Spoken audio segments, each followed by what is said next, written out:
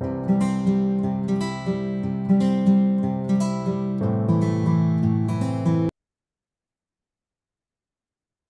à toutes les clés. Alors aujourd'hui, je vais tâcher de vous remonter un petit peu le moral parce que si c'est comme le temps, je peux vous dire que chez nous, c'est très très gris. Il pleut énormément, donc je pense à tout le monde et j'espère que vous n'avez pas eu de dégâts parce que nous, on a subi beaucoup de vent. Il y a deux jours, on a eu une tempête, donc je pense à tout le monde. J'espère que tout va bien pour chacun d'entre vous. Chacune, c'est en relation effectivement avec le climat. Alors on peut se rassurer par rapport à ça en se disant que ça évite effectivement d'avoir ce qu'on a appelé une nouvelle ère glaciaire, etc. C'est en relation avec les vibrations, les fréquences, hein. Pour ceux et celles que ça intéresse, on a fait une petite exploration, une petite enquête là-dessus sur ce climat. Donc on va se rassurer comme ça. Pour ce qui est du reste, je voulais vous partager avec vous dans le cadre de l'AP, l'accompagnement psycho-évolutionnaire, pour pouvoir que vous ayez donc ces fameuses clés. Donc, je rappelle que les clés, comme je vous appelle aussi des clés, c'est conscience, liberté, libération, évolution, souveraineté. Donc, pour aller vers cette souveraineté, je voulais vous partager aussi ce que j'ai découvert au niveau de l'insécurité et de l'ego. Je vais parler de l'insécurité et de l'ego. Donc, l'ego, la plupart du temps, se branche sur la personnalité et il a cette tendance-là à tourner en rond. Pourquoi? Parce qu'il va se justifier son identité à lui-même, hein. C'est comme si on était programmé, effectivement. Donc, on a des programmations de l'ego qu'on peut voir au niveau familial, au niveau collectif. Donc, au niveau collectif, en ce moment, ça cartonne, hein, ça dépote, hein. Il n'y a pas que du karma, il y a aussi des programmations collectives que nous portons chacun dans nous, en nous, on va dire comme ça. Donc là, on a intérêt à être vraiment dans ce recul, cette conscience. C'est pour ça que je voulais vous faire partager cette capsule avec vous aujourd'hui. Donc l'ego va avoir des imprégnations en rapport avec les programmations de la personnalité. Et il se justifie, alors je vais prendre un exemple concret, je parlais de l'insécurité parce que l'insécurité, c'est un thème quand même d'actualité, on va dire comme ça. Mais je vais le faire sous forme de petite histoire pour que vous compreniez bien comment ça fonctionne. Donc, admettons, vous avez été cambriolé plusieurs fois. Qu'est-ce qui se passe? Lors du cambriolage, si vous avez, bon, c'était mon cas, donc je peux vous dire que quand on est cambriolé, ça fait peut-être un petit choc vibratoire. Ça fait un choc fréquentiel, on se dit, mince, qu'est-ce qui se passe? Surtout quand on est à la maison, ce qui était mon cas, pendant qu'il y en a qui sont en train de fouiller chez vous, ça fait très bizarre. Donc ça, c'était une expérience que j'ai vécue. Et ça peut créer un choc vibratoire, un choc fréquentiel où la personne après va être comme en alerte, en suralerte, en rapport avec sa sécurité matérielle, sa maison, etc. Va vouloir tout fermer à clé, va être vraiment attentive à toujours bien verrouiller sa maison, bien verrouiller sa voiture, et ça crée de la peur. En fait, ça crée de la peur. L'insécurité va créer de la peur, hein. C'est ça un petit peu qui se joue au niveau de cette fréquence vibratoire de l'insécurité. Insécurité et peur. Peur pour sa vie, peur pour ses biens, c'est un petit peu ça qui se déclenche au niveau de la fréquence. Alors l'ego, il va faire quoi? Eh bien, il va se justifier. Si vous lui parlez, comme si vous parlez à une personne qui a vécu ce genre de choses, elle va pouvoir vous dire non, non, mais tu comprends pas, tu me comprends pas. Moi, je ferme ma clé parce que j'ai été cambriolée 3 fois, 10 fois, on s'en fout un petit peu le nombre. En fait, c'est pas le nombre de cambriolages qui joue, c'est l'impact émotionnel qu'on a eu lors de cet événement.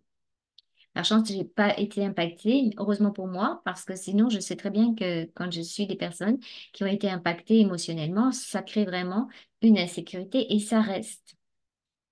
Donc l'ego va dire non, non, mais toi tu comprends rien, c'est parce que je l'ai vécu. Et oui, et donc il se justifie de l'avoir vécu et il s'accroche à l'événement pour justifier ses craintes, son insécurité. Alors là, c'est la conscience qui va permettre de se détacher petit à petit de ce mode de fonctionnement pour dire à la personne insécure en nous, donc la personne qui a peur, la rassurer, faire le tel quel, l'amour de soi au point zéro pour parler à cette partie-là, pour qu'on puisse discuter avec cette partie en lui disant, écoute, moi je sais, je t'ai vu, je sais que tu as eu très peur ce jour-là, je sais que tu l'as vécu plusieurs fois. Mais je suis là pour toi, pour pouvoir changer les choses et je commande que tout se passe bien, même si j'ignore comment. Et à ce moment-là, ça engage un petit peu l'attention ailleurs que sur la personnalité, l'événementiel et la cristallisation à long terme de ça. Parce que du coup, c'est ce qui fait tourner l'âme en rond. Parce que l'ego se justifiant lui-même de l'avoir vécu, justifiant son insécurité, transmet ça à sa partie subliminale ou à son âme, et du coup, ça fait recréer l'événement pour le rejustifier, etc., etc.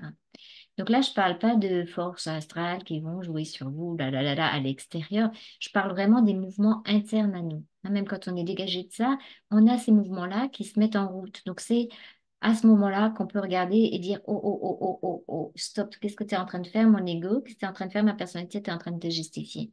Pour pouvoir accompagner le mouvement, que l'ego se détache petit à petit des réflexes de cette personnalité en justifiant sa personnalité, son identité. C'est normal, un ego, il a besoin de s'identifier à quelque chose pour que petit à petit, on puisse être dans cette vibration de cette présence et ne pas s'identifier seulement aux programmations et à cette personnalité. Donc, on peut petit à petit, effectivement, s'identifier à sa partie subliminale, son âme d'origine, hein, c'est un petit peu la même chose si vous voulez par là, pour pouvoir alléger aussi son âme et pour pouvoir faire en sorte que ça ne tourne plus en rond sur certaines programmations et se sentir comme dans cette bienveillance vis-à-vis de nous-mêmes. C'est comme si on pouvait prendre soin de nous et du coup sortir de cette insécurité en disant, ben, quelle est la chose, qui va prendre soin de moi? Hein, posez-vous la question, mais qui va prendre soin de moi? Ben, c'est vous-même. C'est vous-même sur tous les plans. Et là, ça peut sécuriser la personnalité avec la force de l'esprit, avec la force de la présence, hein, que j'appelle je suis amour, je suis lumière, je suis la vie. Cette vibration-là de vous et cette certitude absolue que le but de la présence, le but de l'intelligence, c'est pas de vous faire tourner en rond dans l'astral, c'est pas de vous faire tourner en rond dans vos programmations, c'est de vous montrer les programmations. Et c'est pour ça que parfois on a l'impression que l'événement, il revient encore une fois.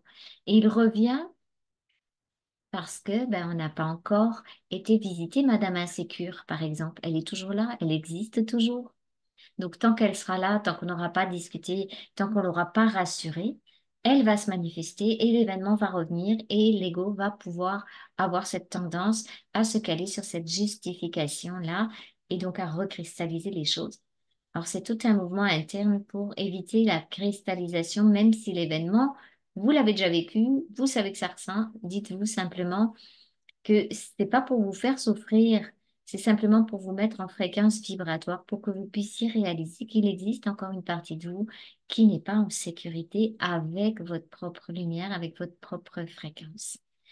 Voilà, donc j'espère que cette capsule, cette petite vidéo vous a plu. Si c'est le cas, partagez, mettez un pouce, n'hésitez pas à me poser d'autres questions.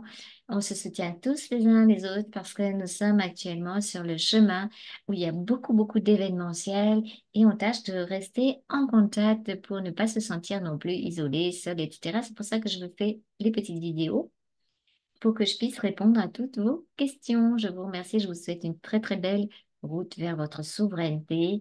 Gardez le cap, on est sur le bon chemin, tout évolue, tout est en train de changer, même si ça paraît compliqué, difficile, etc. C'est la bonne route, c'est sûr, c'est une certitude.